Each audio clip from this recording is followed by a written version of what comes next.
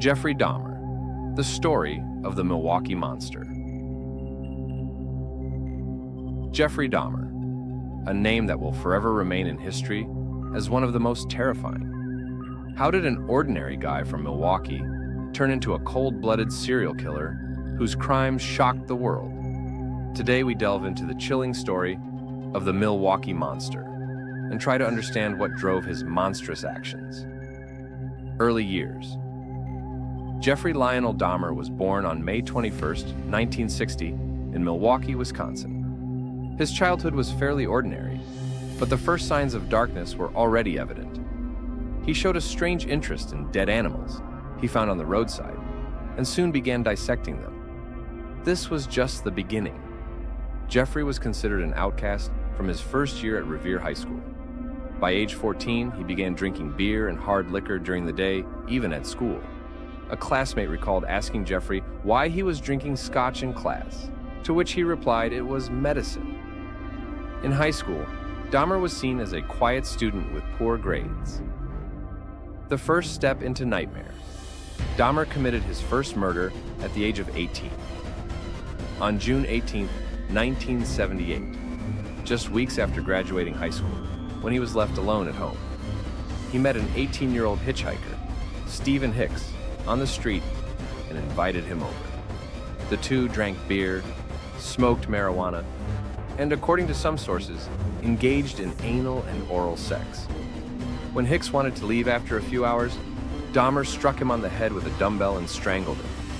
He then dismembered the body, packed the pieces in garbage bags, and scattered them in a forest. Hicks's head was wrapped in several layers of plastic wrap and kept in a refrigerator. A decade of horror. From 1978 to 1991, Jeffrey Dahmer committed 17 murders. His victims were young men and teenagers. He lured them to his home by offering money or drinks, then killed them. But what he did with their bodies afterward is even more horrifying.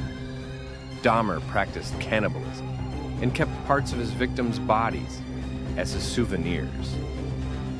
Dahmer briefly lived in Miami before returning to Ohio. There, he discovered Hicks's decomposed body, crushed the bones with a sledgehammer, and scattered the fragments in the woods behind his house. At his father's insistence, he later moved in with his grandmother in Wisconsin. Over the following years, he was twice arrested for indecent behavior, once for masturbating in the presence of two boys, and changed several jobs. In 1985, he found steady work at a chocolate factory. A narrow escape. On May 27, 1991, 14-year-old Laotian Konarak Synthesomphone, brother of Anuka Synthesomphone, whom Dahmer had brought home the night before, managed to escape the apartment. Naked and bleeding, the young man, under the influence of drugs, was found by two women who called the police. When officers arrived, Dahmer convinced them it was a domestic dispute between lovers, and no police intervention was necessary. The officers escorted Dahmer and Konarak back to the apartment and left. They noticed an unpleasant smell, later found to be from the decomposing body of Tony Hughes, killed on May 24th, but dismissed it. That same day, Konarak was killed and dismembered. After Dahmer's arrest, the officers, John Balkerzak and Joseph Gabrish, who returned Konarak to him, were fired but later reinstated. Arrest and the shocking truth. Dahmer was arrested in July 1991 when one of his victims managed to escape and lead the police to his apartment. On July 22, 1991, Dahmer invited Tracy Edwards to his apartment. When Dahmer tried to handcuff him, Edwards broke free and ran outside with handcuffs dangling from his left wrist.